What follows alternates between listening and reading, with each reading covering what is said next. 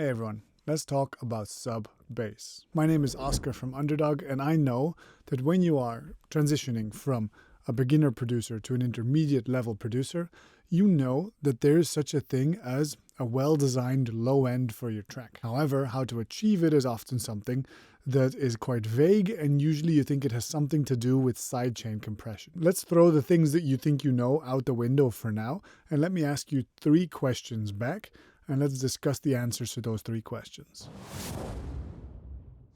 So the first question is, what else is happening in your sub bass besides your kick drum? Very likely you've got your kick drum going 1, 2, 3, 4, or some variation of that, right? And depending on its length, it might eat up almost no space of the bar or all of the space in the bar. It might go woo, woo, woo, woo, right? In which case there's not much else left space to fill, but usually that's not a great idea. Usually it's better to keep your kick a little bit shorter, a little bit more thumpy, and then to fill up the space with something else. And it's up to you to figure out what that something else needs to be. But take, for example, some of your reference tracks and do the cloakroom check, like I explained in this video right here. If you basically put a low pass filter on some of your reference tracks and listen to what's going on in the subs, you'll notice that usually it's not just the kick. Usually there's at least something else there to create some syncopation. Feel free to refresh your memory on what syncopation is using this video here and how I apply it in a minimal techno groove in this video here. But basically you want your kick and something else to be bouncing off of each other in the subs, and you want them to be present in the right amount. So when you put a low pass filter on your track, you want there to be a story like boom to boom to boom to boom to, or try singing it. If you can't sing it, then it's probably not a clear story. So try singing what's going on in your sub bass, because that'll make it clear how it should be designed. So for example, here's a little composition that I've been working on for Face the Sub. Let me solo what's going on in the low end. This is the low groove, right? And now let's put a low pass filter on there to really zoom in on what's going on in the deep, deep lows. So there's a kick there which has a rumble layer on it, and then some toms playing a kind of a syncopated pattern that adds some groove to the overall thing. But like I said, you should be able to sing it. So it's like boom ta boom, boom ta boom ta ta boom ta boom, boom ta boom ta ta boom ta boom. Something like that, you know? And so that's really the story that you get when you listen to the sub frequencies. Remember that the key protagonists of the sub bass are your kick, your rumble, if that's relevant to your genre, any sub bass synthesizers, any mid bass synthesizers that do have some elements of sub to them, any low percussion like toms, and that's about it. There is not much else in the sub frequencies that can or should live there. So if those elements are playing harmoniously next to each other and they're not doing something drastic like canceling each other out with phase issues, then you have a pretty convincing answer to my first question. That's a good sign. That leads us to my second question. And my second question is, where is the energy in your sub frequencies focused? And specifically, I want us to look at the fundamental frequency of your kick drum together. Now your kick drum, it has a peak on the spectrum analyzer. If you look all the way at the left, there is a peak at a certain frequency. And every kick drum is designed a little bit differently, and they don't all have peaks at the same amount. But where that peak sits does impact the overall heaviness or warmth or energy of your track quite a lot. Now, as a reference, the classic 909 drum machine has a kick drum that has its fundamental frequency at 55 hertz. That's a very solid starting point as a reference point for us, because it's a very impactful frequency that can be reproduced by a lot of different sound systems, right? If you decide to go above 55 hertz with your fundamental frequency, your kick is going to sound a bit more chesty, a bit light in the sub frequencies. It's going to sound a bit less heavy. That's perfectly fine in something like drum and bass, for example, where you want to leave more space to a sub bass element that's going to carry your groove overall. However, in a lot of techno, where the kick is the more dominant element, you've seen a tendency over the last 10-15 years or so to bring the fundamental of that kick drum down lower and lower and lower and lower. And that does result in a warmer, heavier, deeper, rounder sound.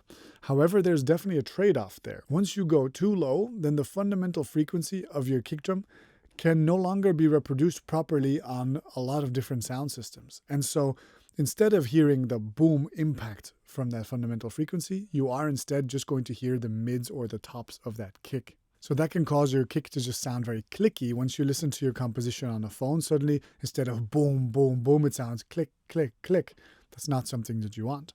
So my advice would be pay attention to where the fundamental frequency of your kick is, and think, like for my compositions, I usually think anywhere between 55 hertz and 40 hertz on the low end is a very safe area, and that's where I want the focus of my low end energy to be. Now there's a little extra secret here, which is a mixing tip that I want to give you, which is probably going to fuck up a few of your mixes. I know it did for me when I first discovered it.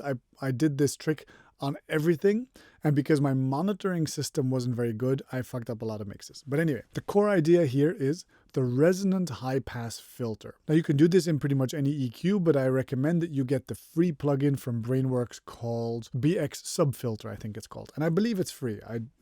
Last time I checked. Anyway, what it is nothing more than a high pass filter, which is quite resonant. And so you put that high pass filter on your whole track or on the group on your low groove group, let's say, and you choose a frequency at which it's going to create a resonant bump.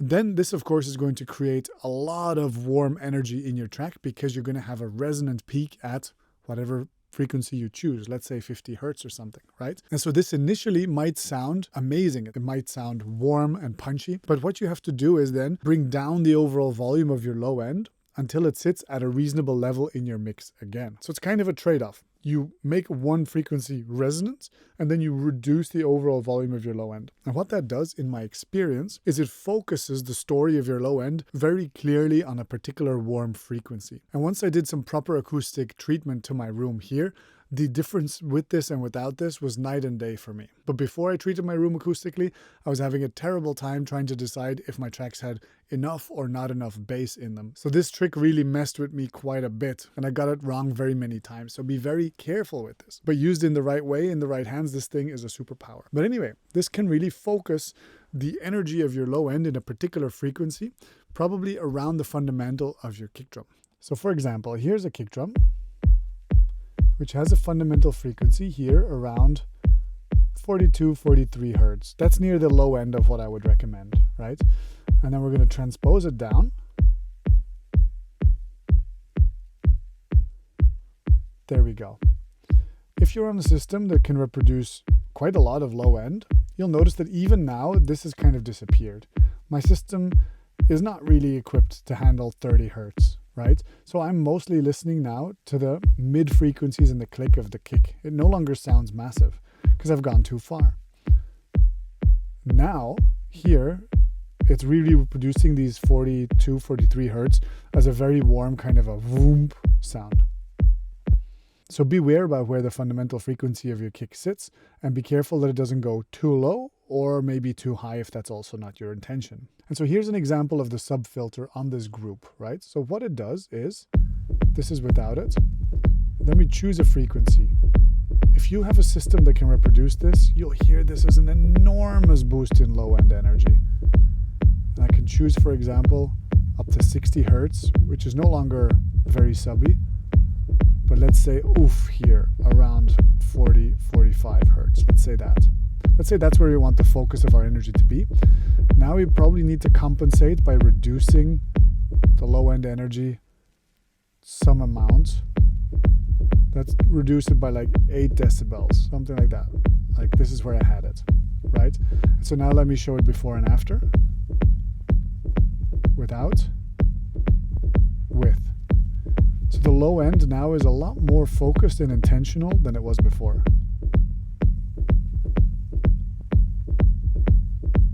That was really subtle, and you might need a really good monitoring system to be able to hear the difference. But in my mind, it does make a very big difference to the intentionality of your low end. Now let's move on to the third question, which is, does what's happening in the sub-frequencies translate to the mid-frequencies of your track?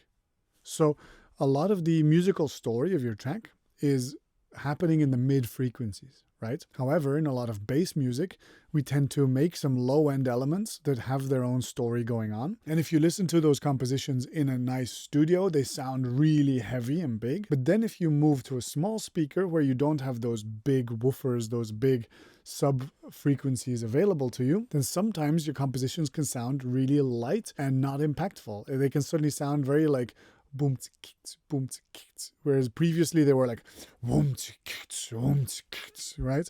And so the question is, why doesn't your mix translate? Well, the answer is probably what's happening in your subs, the sub energy, the sub story that you're trying to tell, doesn't really get told at the mid level of your track either. So do yourself a favor and put a high pass filter on your entire track and listen to what's going on in the mid frequencies. And in those mid frequencies, you should be able to hear, if you want your kick to be boom, then even in the mid frequencies, they should be a boom, not just in the sub frequencies. And so in the studio, you can easily get seduced by those big heavy frequencies. And that's why some people even recommend just working on small shitty speakers, like maybe your laptop speakers, away from a big studio.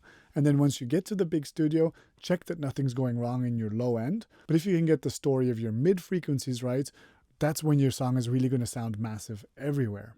So here's my lows group, and I'm putting a high pass filter on there. And that still very much sounds like boom to boom, boom to boom to boom to boom. That very much still sounds like the story that I wanted to tell. That's not necessarily the case sometimes. Sometimes, if you don't sound design things well, imagine this is what I had it sound designed as. That doesn't sound big at all, even though when I take this off, in my studio this sounds nice and warm and big and round. But when I do this, it sounds really thin and weak. On my phone this would be a bit embarrassing. I'd be like, oof, I thought I was making high attitude techno, but and without it, it sounds nice and warm. So instead, what I've done is I've sound designed this rumble, which creates in the mids that psychoacoustic feeling that it's very large. And I add a little bit of a transient on the front as well. And so all together, there we go. And then without the filter it sounds even better, of course. But like this, it still sounds like it has the right attitude. Nice. So another key takeaway that runs through all three of these questions is that what's your monitoring situation like, and are you able to hear the nuances in what's going on in the low end? Music production is an uphill battle if you cannot hear that, especially in a genre like techno, where the nuance of sound design really is the whole message. You can't really rely on big emotional chords or very elaborate storytelling. You're really talking about textures and nuances of sound design. And if you then can't be intentional about what's going on in your sub bass, life is difficult.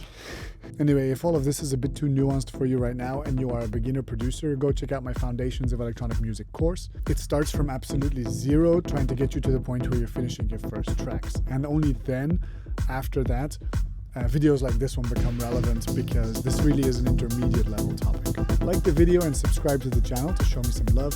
Send this to all of your friends. Follow Torque and Praise the Sun on SoundCloud. And until next time, stay producing, be good to one another, and take care. Bye-bye.